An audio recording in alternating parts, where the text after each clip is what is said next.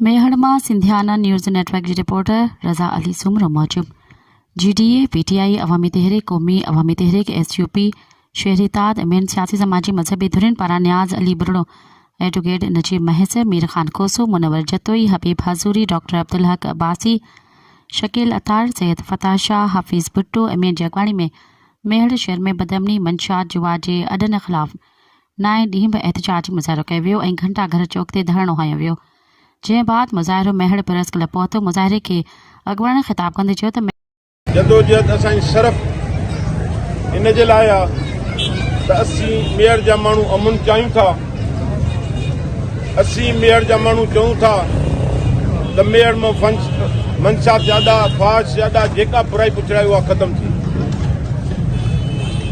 पर 10 ॾींहंनि खां जेका जदोजहद 10 ॾींहंनि में न अमन अमान बहाल थियो आहे, न फाश जा आॾा ख़त्म थिया आहिनि, न जुआ जा आॾा ख़त्म थिया आहिनि, न मंशात जा आॾा ख़त्म थिया आहिनि। असांजी हीअ जदोजहद इंशाअल्लाह ताला जेसि ताईं शहर जे माण्हुनि खे अमन अमान न मिलंदो, शहर में फाश जा आॾा मंशात जा आॾा ख़त्म न थींदा, इंशाअल्लाह ताला इहा जदोजहद असांजी हलंदी। हलंदो न भाउ? दोस्तों ॻाल्हियूं घणियूं थी वियूं आहिनि। गर्मी बि आहे, असांखे रहम अचे थो त ही जेके दोस्त वेठा आहिनि कुझु उन्हनि ते बि रहम कयूं। मां फ़क़ति हिकिड़ी ॻाल्हि कंदुमि त ही जेको अमन अमान जो मसालो आहे, इहो मसालो बाज़ारि नंढड़ो आहे, माण्हू सम्झे थो त ही बसि ईअं आहे, हिन SSA जो मसालो आहे ऐं हिन DSP या SP जो मसालो आहे। इहो ईअं न आहे। तव्हां सम्झो त डॉक्टर अब्बास साहब ॻाल्हि कई त हीअ हिकिड़ी कंस्पायरेसी आहे। साबित क़दमी सां जंहिं अंदाज़ सां तव्हां पहिरें ॾींहं खां वठी अॼु 10 ॾींहं ताईं हिन जदोजहद खे अॻिते वधायो पिया, तव्हांखे सलाम। साथियों, अॼु 10 ॾींहं आहे मुसलसल असांजी ही जदोजहद हलंदी अचे थी पई। उन्हीं जो ज़ाहिरी असांजो हिकु ई सबबु आहे, हिकु ई मसइलो आहे जेको अमन अमान जो असां खणी निकिता आहियूं हिन टावर चौक ते तव्हां मेहड़ वासियुनि सां गॾु बीठा आहियूं।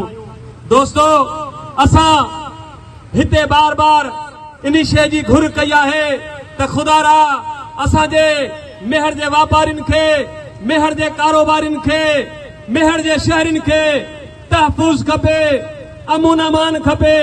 असांजो इहो ई मुतालबो आहे। पोइ छा कजे? चोर करे चोरी सोईअ जी पहिरीं थिए, पोइ छा कजे? पाण वटि सिंध में इहो अशर आहे, असांजा वाहिरू बि आहिनि, असांजा चोर बि आहिनि।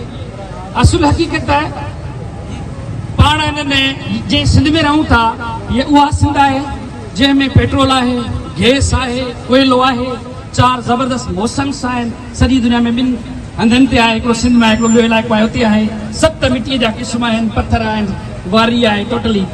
उन सिंध सां जिन हशर कयो आहे 15 साल चयो त मेहड़ शहर में पुलिस अमन अमान क़ाइमु करण में नाकाम थी चुकी आहे। मंशात जुआ जा अॾा हली रहिया आहिनि। मेहड़ शहर समेत तालके अंदरि बदअमनी जी बाहि भड़की चुकी आहे। मंशात सबबि नौजवान नस्ल तबाह थी रहियो आहे, पर पुलिस कार्रवाई करण लाइ तयारु न आहे। हुन चयो त जेसिताईं पथारीदारियूं ख़त्म न थींदियूं, धाड़ा फुरूं वापसि न थींदा ऐं मंशात जुआ जा अॾा ख़त्म न थींदा, एहतजाजी तहरीक जारी रहंदी।